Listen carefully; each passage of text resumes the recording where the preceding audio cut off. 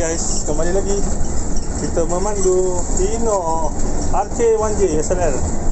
Okey lah, hari ni kita nak tengoklah apa fungsi-fungsi meter dekat panel meter tu untuk pengetahuan semualah. Inilah panel meter lah. Panel meter dia. Okey, biasalah meter kelajuan langsung tak berjalan. Azali perak transit. Ini ialah meter RPM. Sekarang enjin berputar akan sekitar 1200 RPM ya, kalau tengok kali 1000, maksudnya 1200 putaran enjin.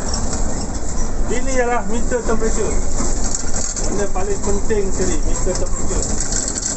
Pastikan temperature anda jangan sampai atas sekali. Jangan sampai atas sekali, parking.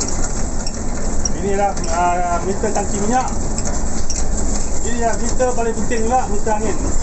Di mana clutch dan juga brake anda berdasarkan angin. Inilah meter minyak hitam. Semasa bas gerak, meter minyak hitam anda mesti akan naik. Jadi meter tu rosak.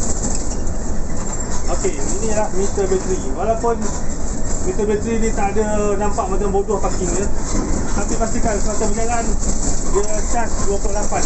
Jadi macam inilah. Kalau bawah daripada ini pecah merah sebelah jalan, bateri anda ataupun alternator, mungkin ini masalah. Inilah meter-meter bas Hino RK.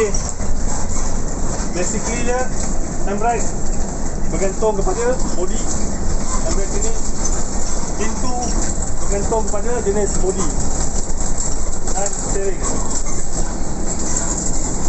Okey.